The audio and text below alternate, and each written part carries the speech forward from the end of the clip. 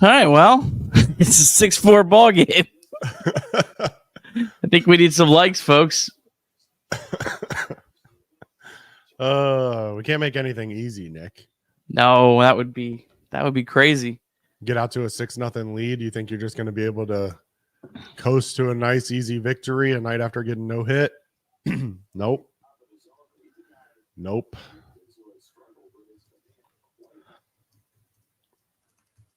All right, well.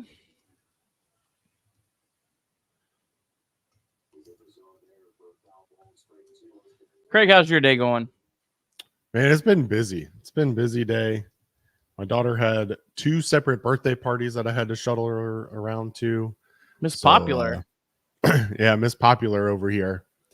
So this morning she went and got to make bath bombs at some like soap place, and then went to the pool afterwards, and then tonight another pool party with another friend from her class. So been a busy day. I was watching the game on my phone from the pool party with kids jumping all around, splashing me. Felt like old man yelling at the sky, "Get out of here." But hey, we watched the game. We got the box score recap ready to go. Love it. And here we go. And yeah, for those that are Molly's asking in the chat.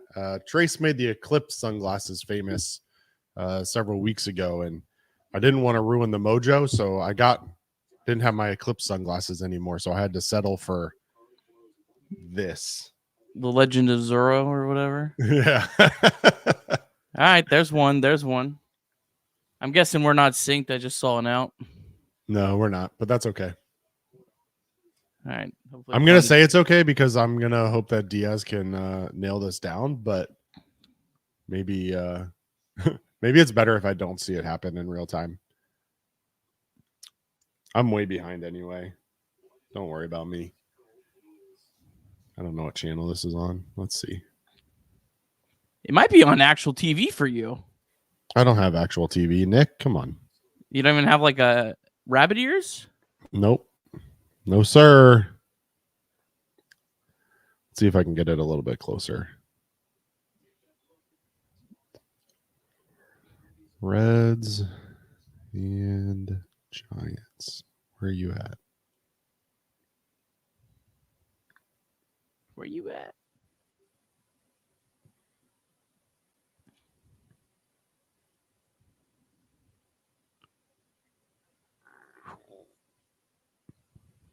There we go. Number 9. Let's see if this is any better. Not saying that anyone should do this, but my nice little illegal cable here. There we go. No. Still outs. Way behind. By the time we sync it, hopefully it's over. That's right.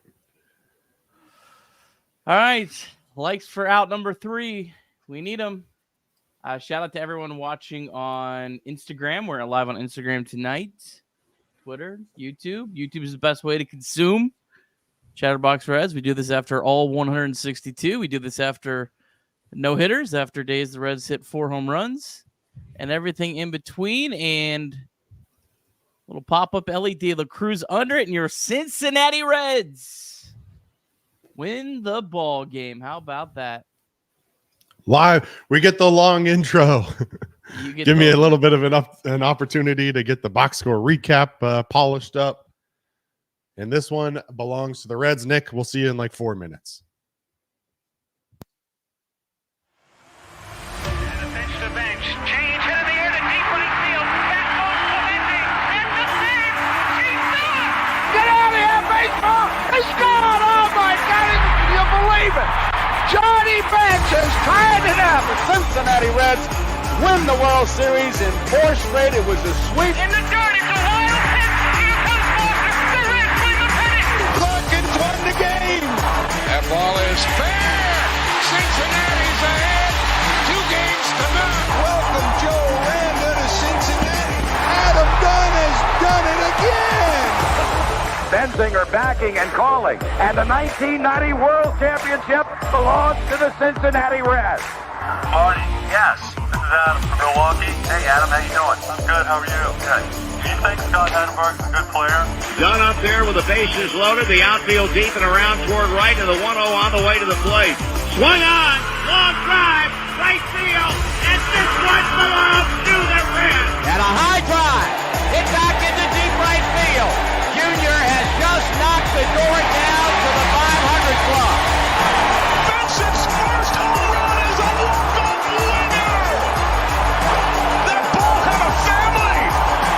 And De La Cruz is, oh my goodness, look at this kid run.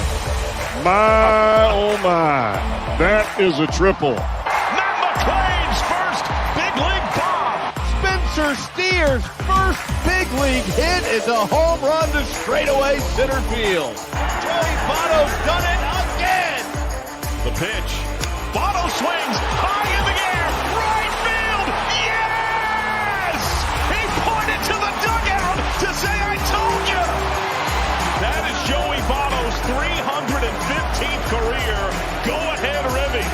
Only Johnny Bench had more as a Red. And I can't tell you how much it means to play in front of everyone here in Cincinnati as a Red. What a gift. What a tremendous gift. So thank you. Thank you. I think I can speak for all of Reds country. Joey Votto, thank you. High drive. Left center field. Racing back to the line. Bourgeois. The Reds are National League Central Division champions. In the air, left center field. Did he? He did. He did. Reds win. Line into right field. Genius, the first Red ever. Wins four home runs in a game. Can you believe it? In the air, down the right field line. Doesn't have a chance. The Reds have won on a 3-run home run on opening day by Ramon Hernandez. A strike away and out away is Homer Bailey. Ground ball to third. Frazier gloves. Throw to first, and Homer Bailey, for the second time in his major league career, has tossed a no-hitter. Oh, gosh. Oh, my God. Are you kidding me? Holy Moses, the second player in major league history to hit 7 home runs in the first 10 games. In the air, and the Reds win. What a dream beginning to the career of Jay Bruce. Well, hey, what's going on? Welcome to Chatterbox Reds, proudly sponsored by DSC Commodities. Reds come out on top, 6-4, as I try to figure out where everything is. Nick, Get I got to us be back honest on with track. you. I got to be honest with you here. I thought for sure there was zero chance we would match today. I thought, all right, I'm wearing my navy blue. I'm wearing my short sleeve hoodie. And what does Nick do? Comes in and shows me up looking even better in his navy blue short sleeve hoodie. A man can't win. Can't win. It was, I think the only thing that didn't have baby throw up on it this morning, although it's not the case anymore. I think I wiped most of it off. So that's pretty much what I choose to wear is based on, what doesn't have baby throw up on it. So, Well, I'm glad you could clean up for the show, Nick. I try. Well, glad to be back. It feels like it's been a little while. I mean, it's only been a week. I think we did the show together there in Cleveland a week ago today, but it feels like a lot longer. So glad to be back. I know Trace will be back tomorrow, and I'm sure better than ever. So I'll do my best tonight to fill in. And what a night to do it! Another gem from our guy Hunter Greene. Yeah, it should just be a little bit more enjoyable of a show tonight than last night. But we do them after all 162. So big response for the Reds. Hopefully the Reds can get some help tonight. As it currently looks at it, San Diego is losing to the lowly Colorado Rockies 1-0. Braves are losing to the Marlins 4-3. Diamondbacks are losing to the Pirates 3-1. Mets haven't started yet, so a lot of game left in all those, but a lot of things going the Reds' way. Be nice to see the Reds at least pick up a game and make things a little more interesting. I think that's where we're at in the season. Let's make things interesting. Craig, you'll be back tomorrow. Good to know. I think he's back tomorrow. Maybe I'm wrong. I don't know. I believe he's back tomorrow. I got a likely commit, so we'll see if we'll see what happens. I'll be on standby just in case, Fergie. If the Giants throw a no-hitter, I'll probably be on my own. But Yeah, awesome. shout out to Greg, Reds Daily yesterday. Just a brutal debut for the year to have to come on and do the show after that game yesterday. But Reds bounce back today. You ready to get into a box score recap? I have never been more ready in my life, Craig Sandlin. Let's do it. The box score recap, as always, brought to you by Nicholas P. Kirby. A day after being no-hit by Blake Snell, the Reds were back in action on national TV at Great American Ballpark for Game 2 with the Giants. Hunter Greene was on the mound for the Reds, fresh off his stellar July that saw him with a .33 ERA, dropping his season-long ERA under 3. He was facing off with Kyle Harrison last season. Harrison, in his second career start, struck out 11 Reds in just 6 1/3 innings. Hunter Greene would get it started. He'd strike out the side in the top of the first, but then allow 2 base runners in the top of the second via hit, batter, and walk. He would strike out Marco Luciano to escape the inning without any damage. Tyler Stevenson would get the action going for the Reds in the bottom of the second, sending his 12th home run of the season into right center field seats. The solo shot gave the Reds a 1-0 lead. Then in the third, Jonathan India extended the Reds' lead to 2-0 as he adds a solo shot of his own, driving a hanging slur 417 feet to the left field bleachers. Hunter Greene would allow his first base hit of the game in the fourth, but struck out Tyler Fitzgerald to end the inning and strand the runner. In the bottom of the fourth, the Reds continue to add to their lead, adding a crooked number to the board. After Spencer Steer singles to lead off the inning, Ty France picks up his first hit in a Reds uniform, a single to right field, and then Tyler Stevenson would add his second home run of the day, a bomb to dead center on a 3-0 fastball. The 13th home run of the season for Stevenson matches his total from 2023, making it 5-0 Reds. The Reds weren't done there. Later in the inning, Stuart Fairchild blistered a ball down the left field line off the foul pole for a solo home run of his own. That would be it for Kyle Harrison. He goes 3 2/3, 6 hits, 6 earned, 4 strikeouts, and 1 walk on 73 pitches, surrendering 4 home runs and exits with the Reds leading 6-0. Hunter Greene would set down the side in order on the 5th and in the 6th, and then David Bell would give him the handshake, ending his day after 6 innings, continuing his torrid hot streak. His final line on the day, 6 innings of 1 hit ball. He walked 1, hit 1, struck out 11, dropped his season-long ERA to just 2.83. Justin Wilson came on in the 7th, and leadoff hitter Matt Chapman would lace a double to center field. Friedel would have trouble corralling the ball, allowing Chapman to advance to third, and then Ellie De La Cruz's relay throw ends up in the dugout, allowing Chapman to score on the Little League home run.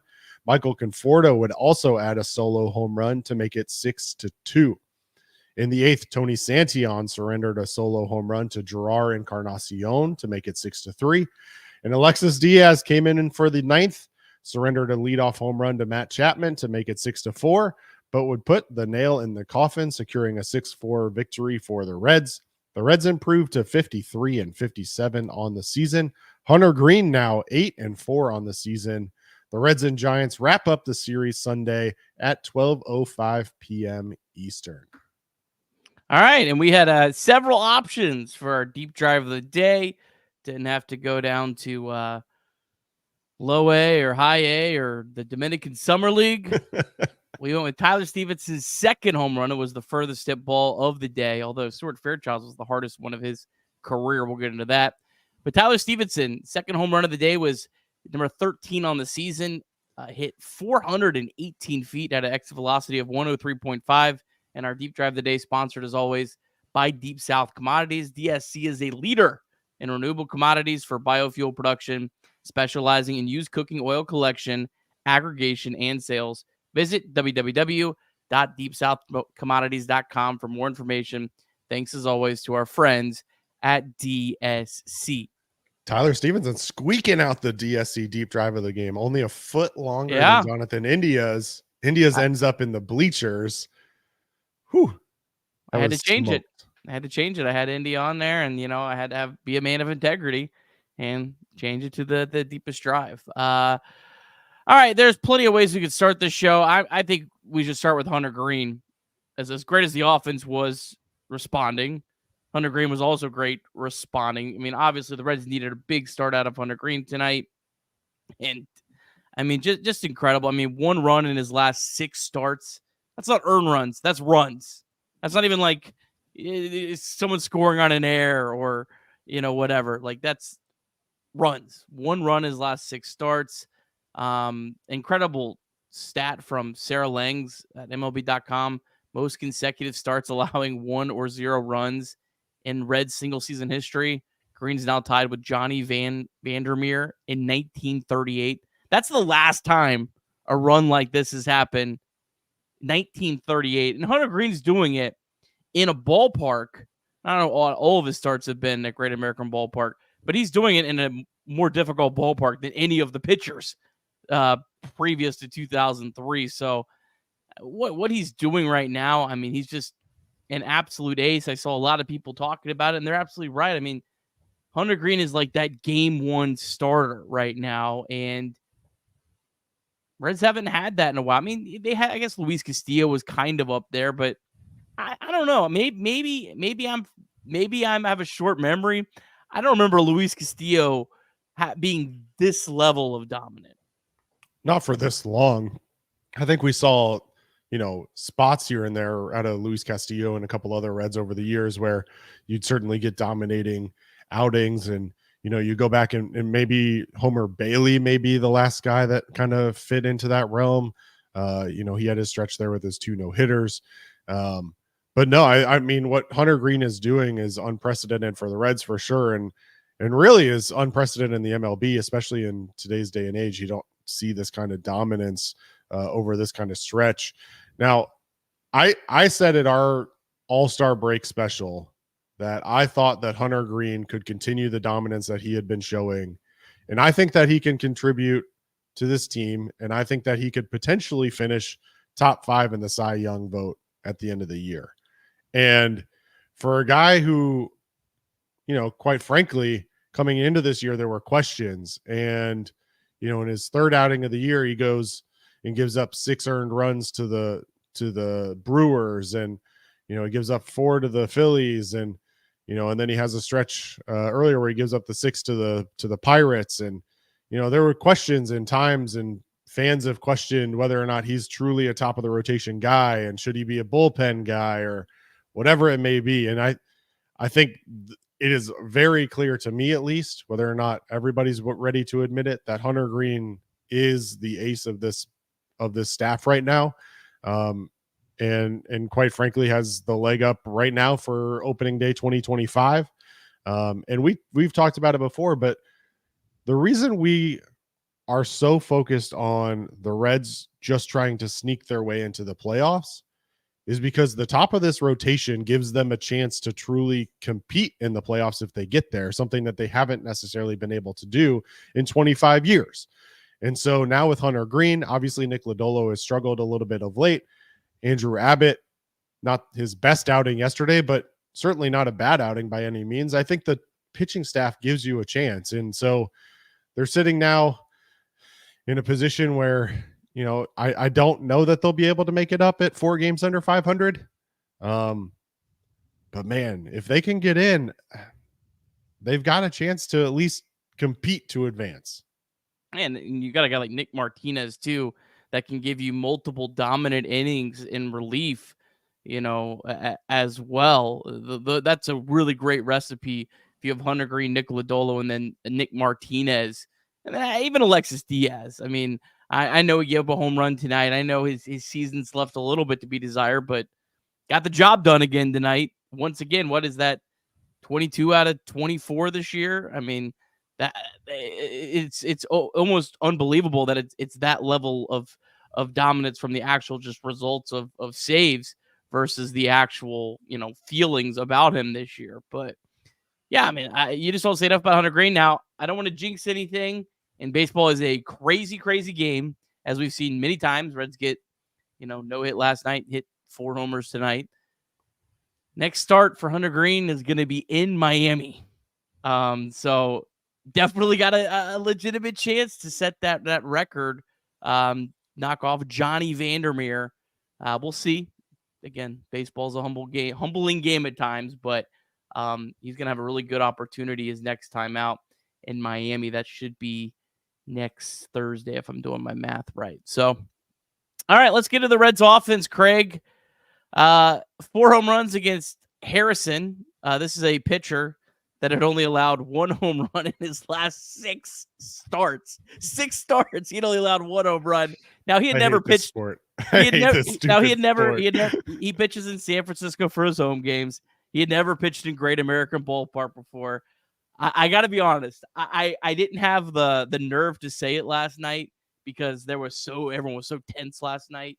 But I was like, ooh, Kyle Harrison's first start at Great American Ballpark. We've seen some stars. I was like, I'm not even saying anything last night. But I felt it. I did think about it. I was like, you know what? This guy could have like one of those homer games where you just kind of get Great American Ballparked. And some of them in the Indias and Stevenson's second one, were absolute bombs anywhere.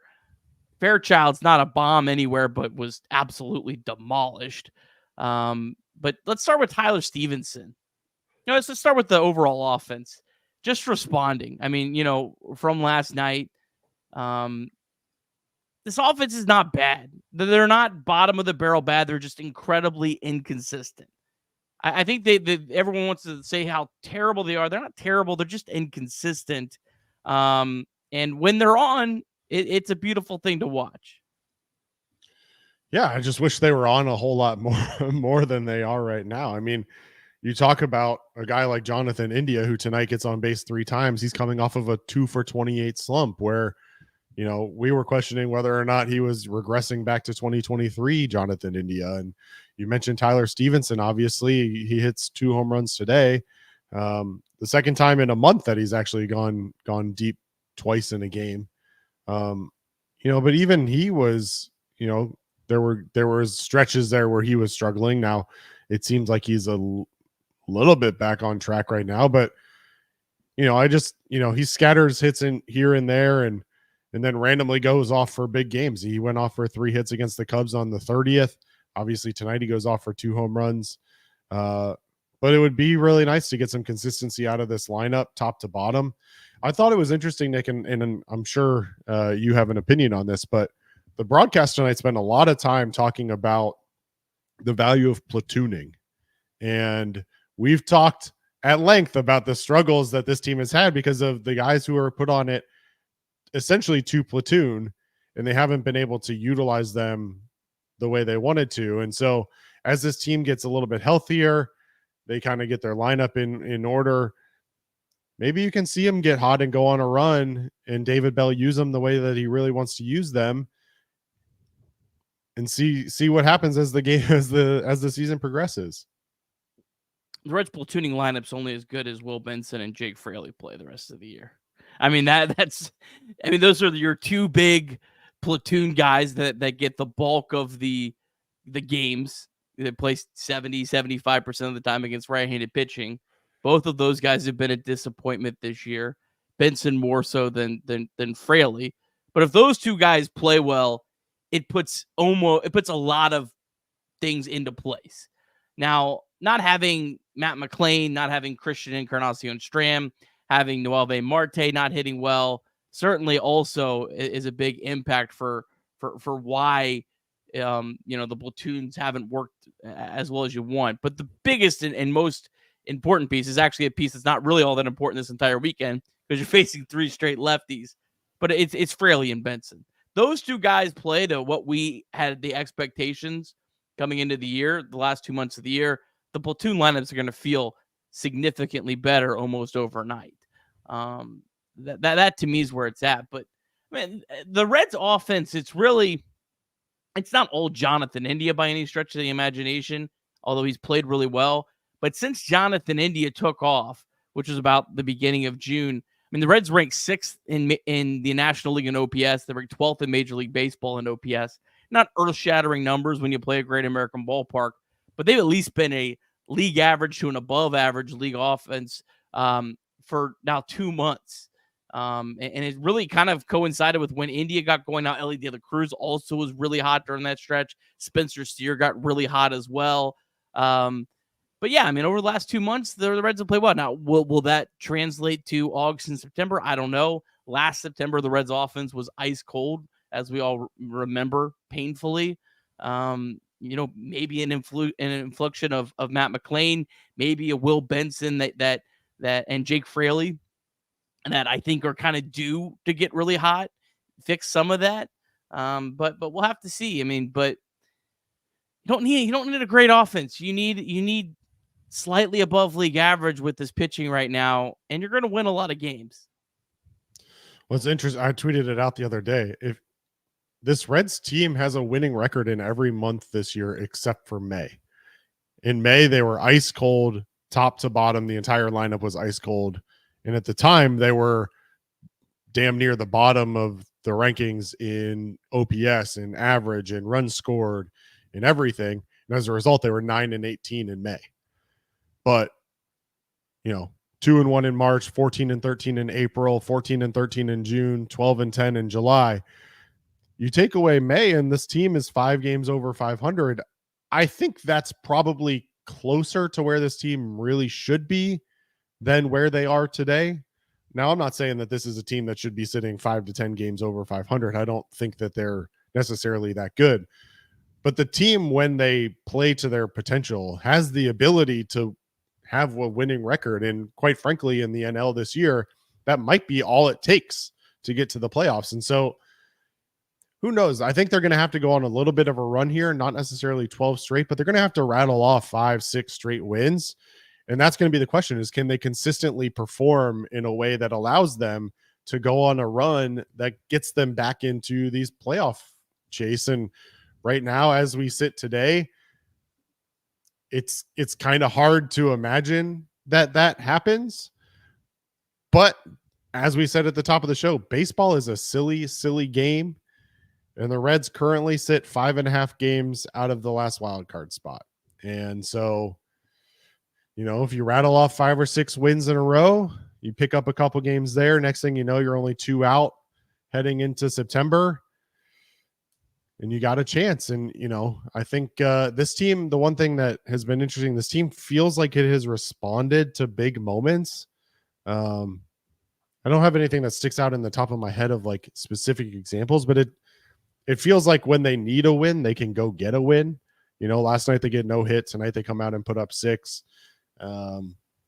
So, if you put them in that position, hopefully they don't wither away like they did last year, but baseball's a funny game. I mean, they've responded. I mean, there's no debate about that this year. I mean, you get no hit last night, you come back, you win today. Last Sunday had maybe the most deflating loss of the entire season.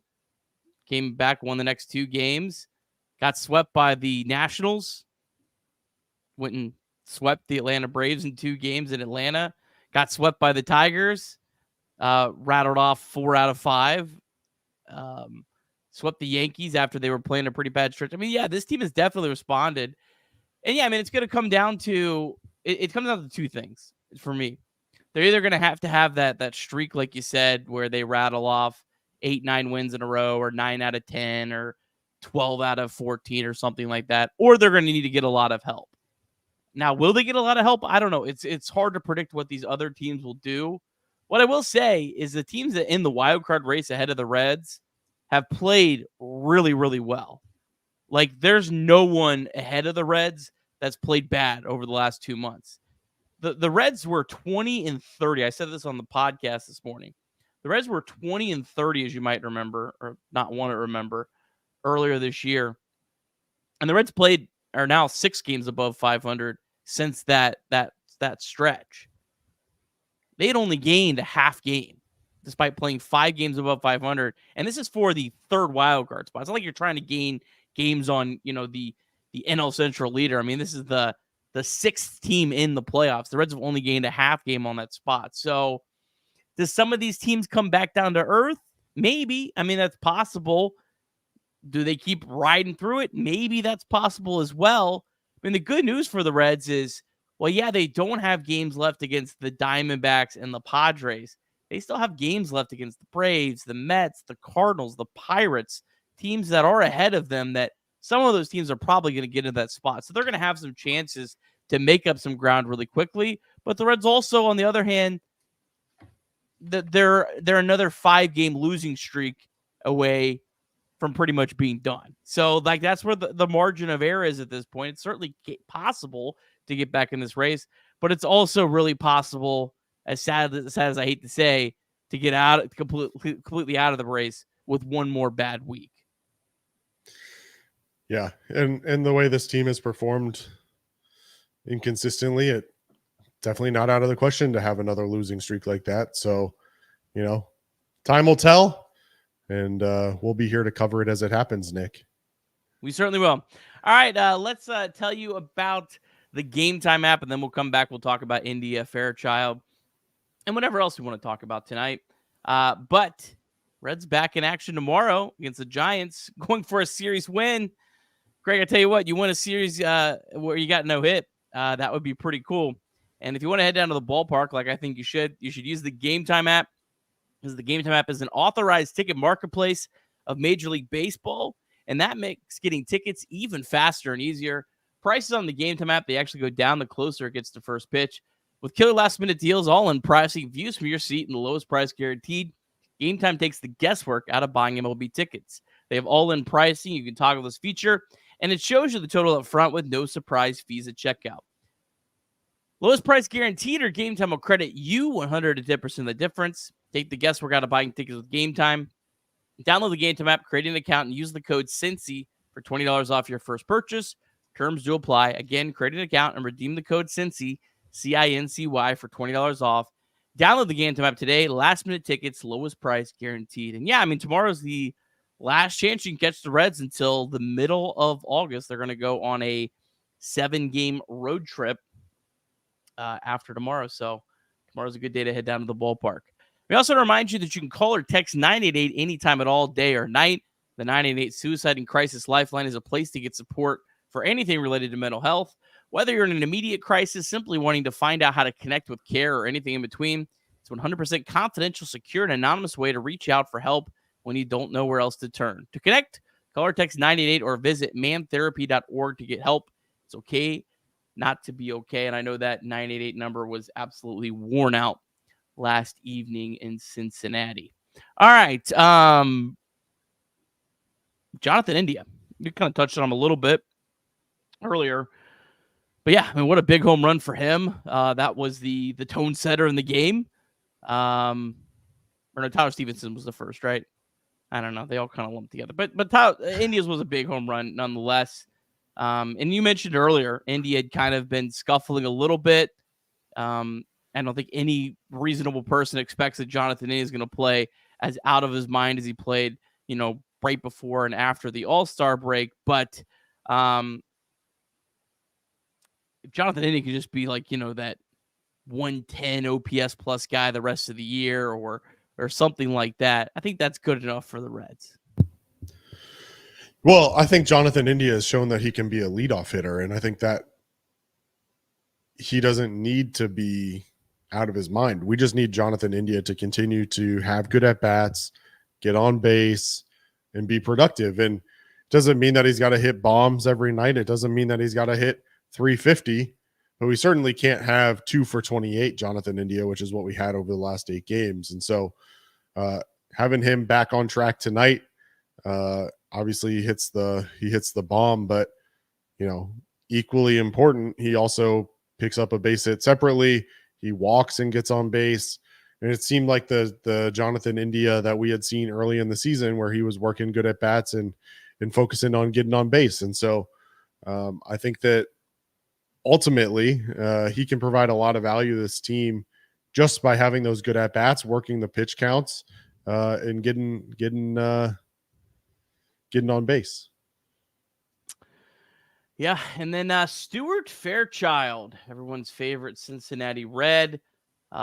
Big home run, just kind of, I think that was the home run that chased Harrison from the game. Hardest hit ball of Stuart Fairchild's career 110.8 off the bat, hardest hit ball of this game as well. Fairchild, look, he has 7 home runs. He's one of the guys that has performed in his spot this year in his role that he was signed up for, and done a nice job this year. Yeah, that ball was crushed. I mean, I was watching the game on my phone, and like, I was worried, obviously, whether or not it was going to stay foul or fair, but like, he absolutely roped that ball. The fact of the matter is that Stuart Fairchild and his ability to mash left-handed pitching continues to be what he was put on this roster to do. And coming into today, he was batting .287 against left-handed pitching with an OPS of 798 versus right-handed pitching. He was batting .148 with an OPS of 483. And so you continue to give him opportunities against left-handed pitching. And again, this is a series where they're going to face 3 left-handed pitchers, and you give Stuart Fairchild an opportunity to see what he can do. And more times than not, he's come through and produced for this team. Yes, sir. Craig, any other final thoughts in this game? Tough night for Justin Wilson. Didn't look as sharp. Wilson's been an interesting pitcher to me. Like, there's some good things about him. There's some numbers I really like his strikeouts are really good, but he also I don't know. He's a weird pitcher for me. I like him, but I just keep feeling blah. I don't know how to say it. His numbers are better than he appears. That is for sure. And there was conversation on X and everything else about Justin Wilson, and his numbers kind of stood out and justified his spot on this team, but it does feel somewhat underwhelming in general. And the bullpen as a whole today, every single arm out of the bullpen gave up at least 1 run.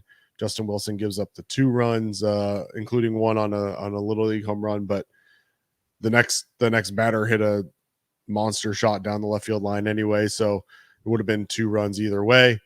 Tony Santion gives up a bomb. Alexis Diaz gives up a bomb. The ball, quite frankly, was flying out of the ballpark today. I mean, I'm not sure how much weight you can put into it. I mean, you obviously have to consider it, but at the same time, it's like you hit 4 home runs off of Kyle Harrison too. So, just in general, like last night was just another loss. Tonight for the bullpen is just another game, and they hopefully can come out. And if the game tomorrow is a tight one, hopefully David Bell can rely on them to close the door and not give up a lead.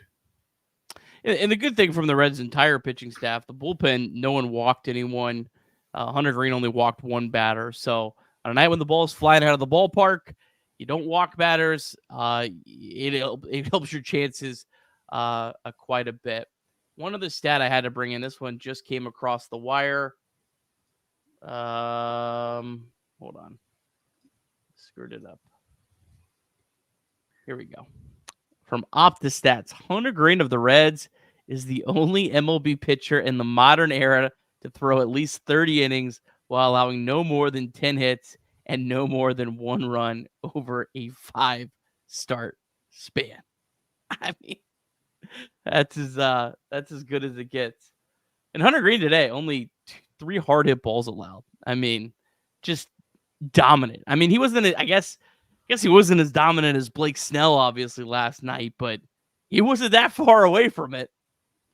21 whiffs. Yeah. I mean, Kyle Harrison got 3, so, I mean, to your point, when you're not walking guys, if guys are putting the bat on the ball, there's a chance that the ball leaves the ballpark in Cincinnati. So for Hunter Greene to get 21 swings and misses, that's a big stat in a game like tonight. Blake Snell had 21 whiffs last night in 9 innings. So, wow. Hunter Greene should have thrown a no-hitter tonight is what you're saying? Well, yeah, if he just would have been more pitch efficient and not wasted so many pitches. What a bum. What a bum. All right, Craig, you ready to do a little Reds minor league action? I could not be more ready to talk about the Cincinnati Reds minor league affiliates. All right. You don't have anything else about this game today. We knocked everything out. I think we You feel knocked good. You feel satisfied. All right. Yeah. All right. Let's see if I can. All right. Let's ask this question, Nick. Any thoughts about David Bell pulling Hunter Greene after 6 innings, 100 pitches even? No thoughts at that at all. Might as well have the conversation. You know that's going to be the big question. Yeah. I guess. I mean, I would prefer to have his arm, healthy all year. That's just me. You lose Hunter Greene, be pretty tough. So yeah, that's wild. And the Reds were up 5-0 too. You don't. It's not a day to push him. Maybe if it's a 1-0 game, maybe you try to squeeze out one more inning. Tonight, no, that would have been absolute stupidity to pull him from the game or to leave him in. All right, Reds minor league action today. I had a couple games that just finished, so I don't have it all in here. We did have an afternoon game. Louisville, they lost 8-2 to Scranton. Bats have lost 10 of 12. Big story in this one was Emilio Pagani threw a perfect inning. Looked pretty good today. Fastball up at 95.8. So that's great to see. Reaver San Martin, he also threw a perfect inning. He's got a 1.23 ERA in 7 appearances. Now that's at the ACL. That's with Dayton and now with Louisville. Lyon Richardson, he gave up 5 hits and 4 runs. He actually did not start this game, which was interesting. He threw the final 3 innings 6 through 8 for the Bats. Not a great line from him overall, although he did only walk 1 batter, and he got 10 whiffs on 23 swings. So maybe a little bit better than the line would show. Reese Hines 1 for 4. Hines is now 3 for 18. It's a 167 average since he got optioned to AAA. Blake Dunn, back-to-back games for him with multi-hits. He was 2 for 5. Also had 3 hard hit balls today. Jacob Hurtubise was on base twice. David Wenzel, he made his first start for the Bats. He was 1 for 3 with a walk. And then Avon Johnson, who had been red hot, he was 0 for 4.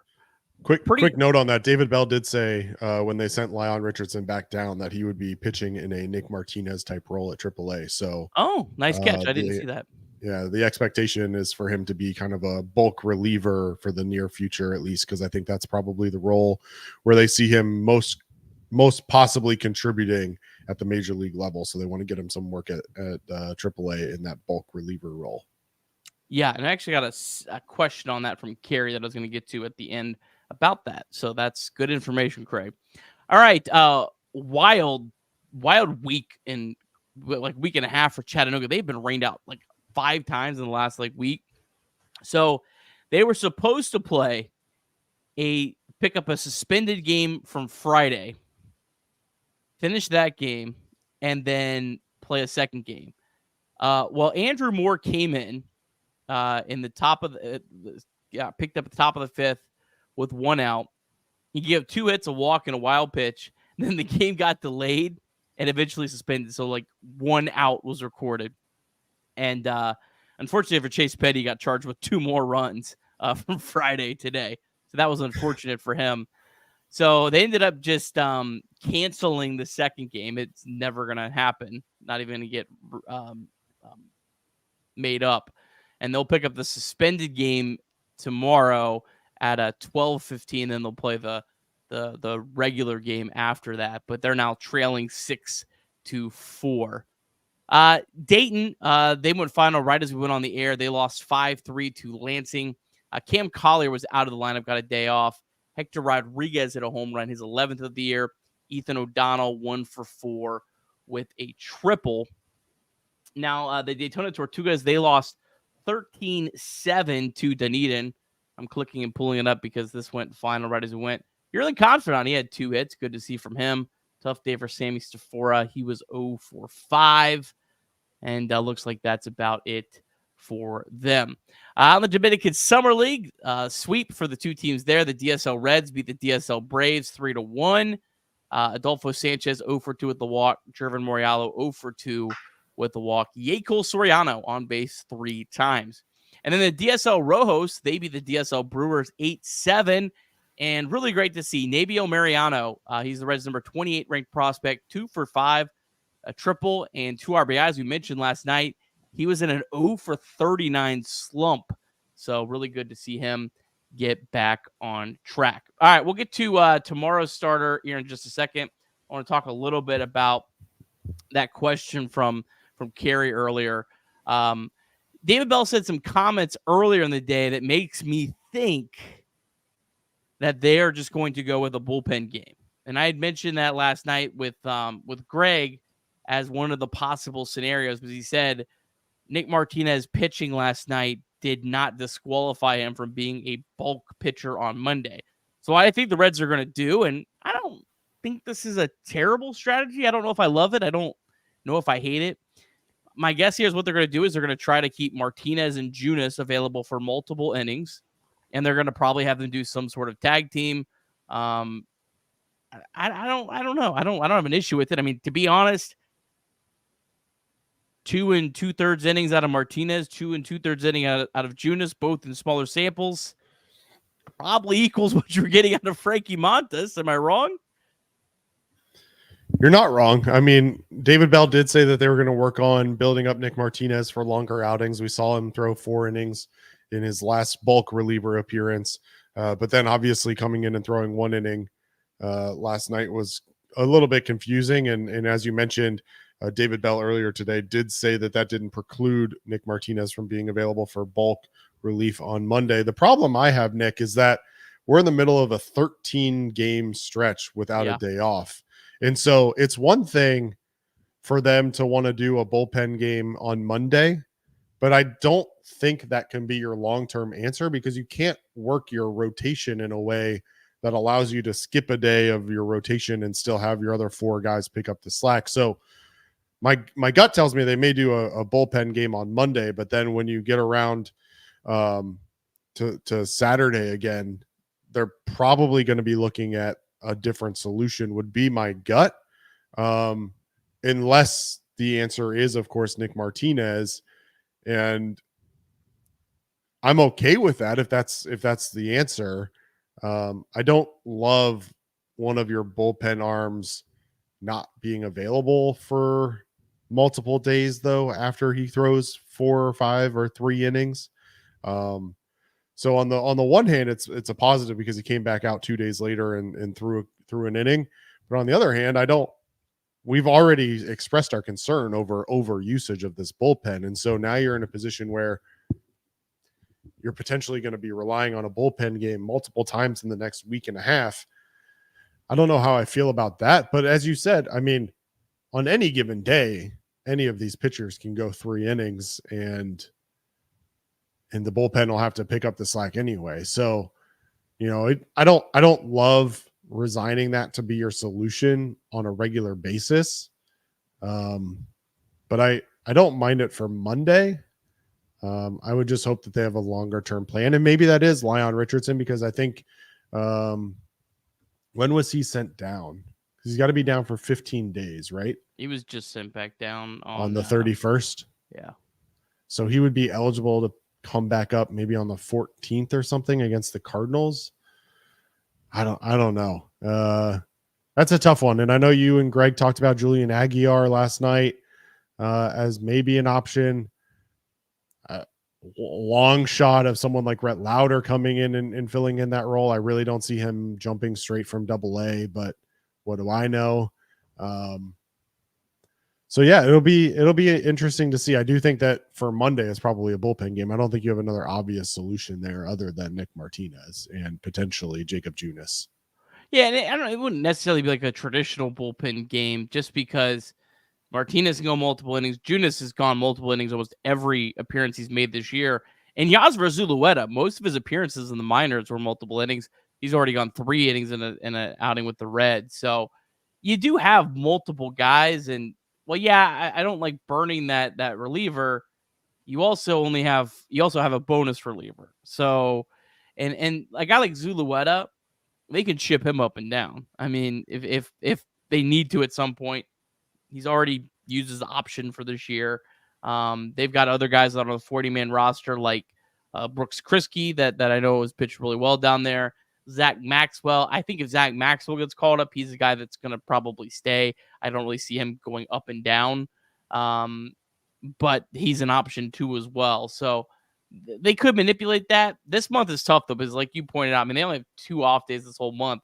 But when you get to September, now things could change because you could have to make up a bunch of games. It's always a possibility.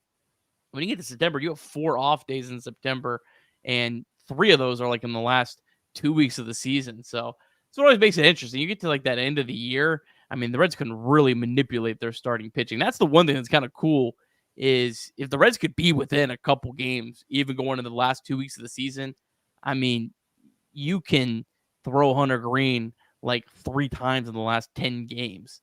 And same thing with Nick Lodolo. I mean, you could literally go like Lodolo, Greene, and Abbott if he's still good, or Spires if he's still good, or whatever. So, but I think a lot of other teams also have that luxury. So some of that, it might not be as a big of a win for the Reds. Yeah, it'll be interesting to see it play out. Obviously, again, you mentioned Emilio Pagan, who is on the cusp of potentially coming back as well. So not only do the Reds have decisions to make on the rotation, but they're going to have decisions to make in the bullpen and how they manage that whole staff. So as you mentioned, Zulueta can kind of go up and down. Tony Santillan may be a candidate, unfortunately, to kind of go up and down. Or is he out of options? Tony Santillan is out of options. Yeah. Right. So that's not an option then. The sneaky guy that could get sent down is Fernando Cruz. I mean, he has not pitched great. He's been overused. I've said it all year. What they should probably do is if they get to a point with Cruz is they should put him on the IL. And that would be like the right thing to do. Put him on the IL with fatigue or I don't know, whatever. Yep. Then send him down on a rehab assignment. So he's still getting MLB service time because he's certainly earned that this year. I mean, the guy pitched like every other day for a month. But he's probably a guy that I see at some point either going on the IL or getting optioned. And it's just more about conserving his innings than anything else. More load management than anything else, just because he's so far going to pass his career high that I don't see the Reds wanting to completely run this guy into the ground this season. Yeah, no, I agree with that. And you've seen it as the season has progressed. His whip in April and March was .706, and then in May was 1.395. In June, it was around 1.35, and then July it shot up to 2.125. So certainly some evidence of wearing down. Wouldn't be shocked to see him get the old shoulder fatigue designation on an IL stint.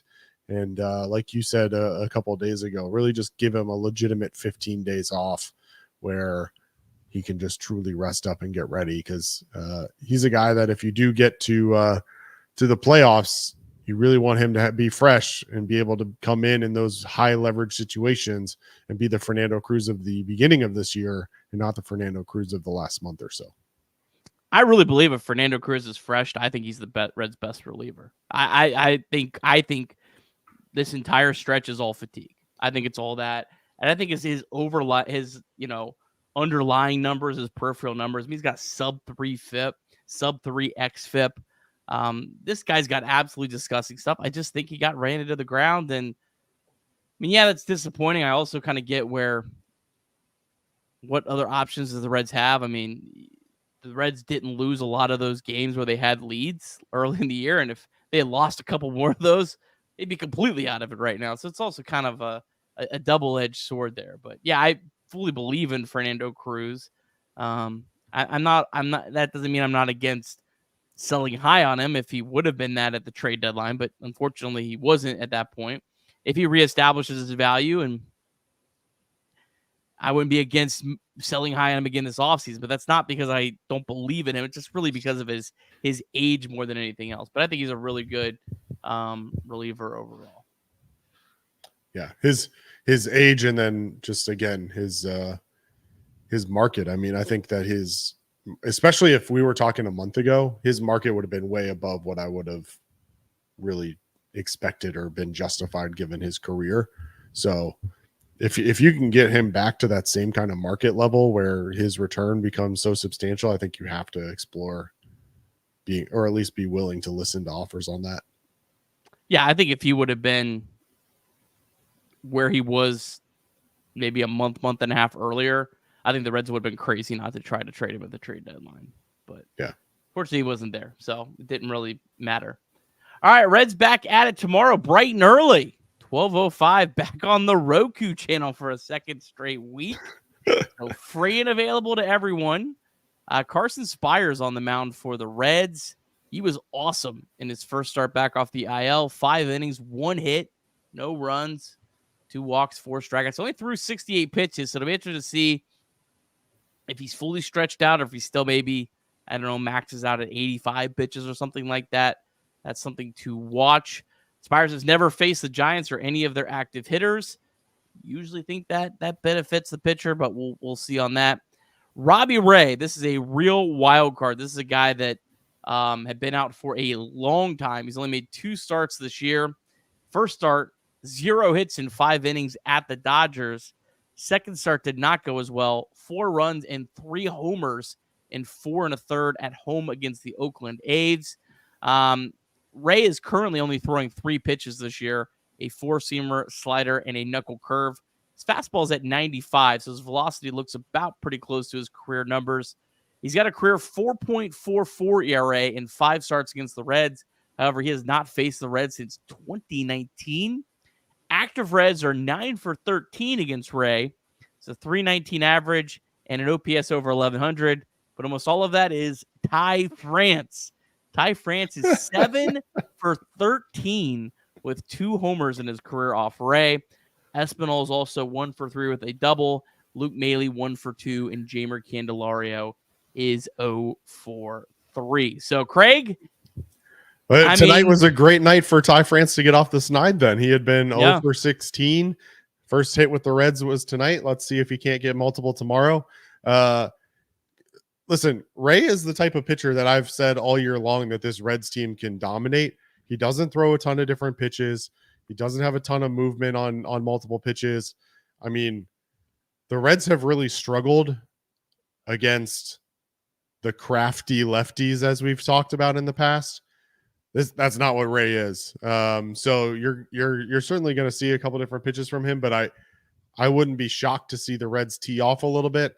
Then on the other side, Carson Spires has been one of the nice surprises of the year. I don't think many people expected him to really contribute the way he has.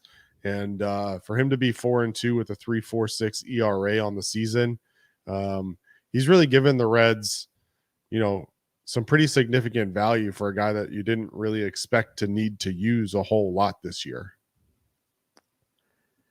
Yeah. I don't know, Craig. If you told me the Reds put up a 5 spot on Ray, I'd be like, yep, I see it. If you told me the Reds get shut out for Robbie Ray for 7 innings, yep, I see it. I have no idea what to expect. All I do know is I'm excited to see Carson Spires pitch again. I've really enjoyed watching this I don't want to say kid. It sounds silly, but I've really enjoyed watching him this year. He's just been an awesome story for the Reds. I love what he's done, forcing his way into this rotation. Excited to see him, continue to get this opportunity, and hopefully he can, continue just to capitalize on it. And yeah, I mean, look, if you find a way to get a series win when you got no hit in game 1, that would be great. Then you get to go to Miami. Look, so it's tough going to Miami just because of, Miami. But 4 games there, you give yourself a chance here to kind of crawl back into this race, which is what we're all just kind of hoping and praying. And remember, the Roku channel is 100% free. I'll try to remember all the ways. I put out a tweet last week about it on @Chatterbox.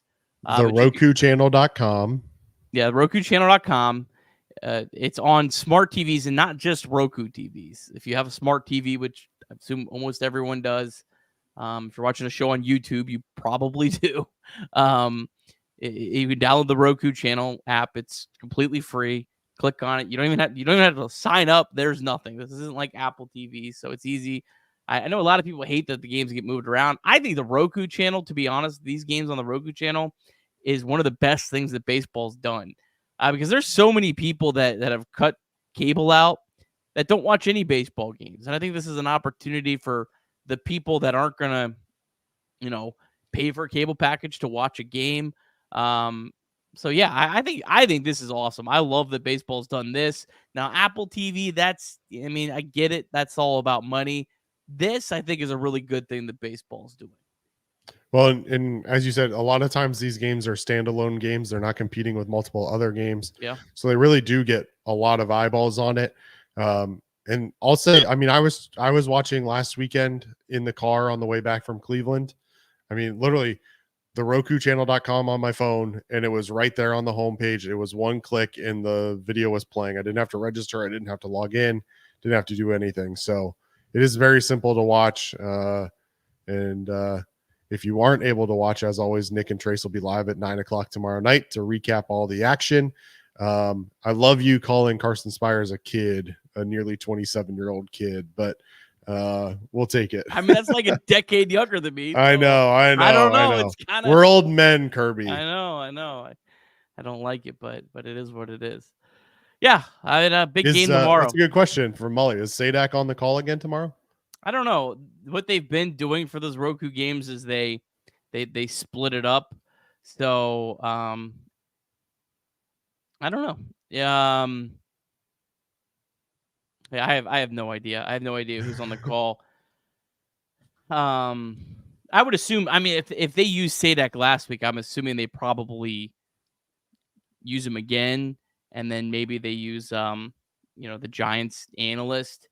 Although one of their analysts has been sick, so I don't know if they've been traveling or not on the road. I don't know. And then maybe they use Jim Day as a sideline reporter this week. Last week they used the Rays, probably because it was the home team. I don't know. I have no idea how that'd be fascinating to learn how that works. I don't know if that's just they say who wants to do it, we'll throw you an extra however much amount of money and they sign up, or if they everyone wants to do it and they pick. I don't know. That's kind of a interesting thing, but you get kind of a. I thought Sadak did really well with the Rays guy last week. I thought they paired well together. I thought it was kind of a nice blend of two different teams.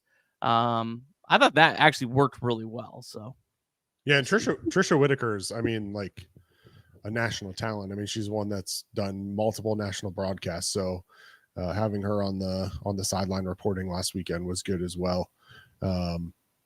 So yeah, I think again, an opportunity to showcase two teams that aren't on national TV a whole lot in what will essentially be a standalone game for at least half an hour or so, I believe. And an opportunity, like you said, for the Reds to win a series when they get no hit in game one. So it'll be fun. And like you mentioned, Nick, not to get ahead of ourselves here, but you pick up the win tonight. If you can find a way to get the win tomorrow, now you're on a 2-game winning streak heading into a 4-game series with the Marlins, who just went on a complete fire sale and sold off everything they owned. So knock on wood. Knock on wood. Oh, by the way, Robbie Ray, Cy Young style pitcher for sure. Never doubted Robbie. Never doubted him. He might be the best pitcher on planet Earth. All right. But yeah, no, looking forward to it tomorrow. I'll actually get to watch it on TV because I have MLB Extra Innings and it's on my actual TV channel. So there you go. If you're one of the 5 people that have MLB Extra Innings, you can actually watch it on TV. You don't have to watch it streaming. But there's no blackouts for this either. That's the one cool thing. That's completely blackout free. You can actually, if you are out of the Cincinnati market and you normally watch the game on MLB TV, you can watch it on MLB TV also. So it's pretty seamless. So yeah. All right. 130 in the chat. 130 in the chat and only 70 something likes is not good enough for a winning edition of Chatterbox Red. So I will ask everybody who is watching to show some support as always. Down over. Oh, I almost forgot.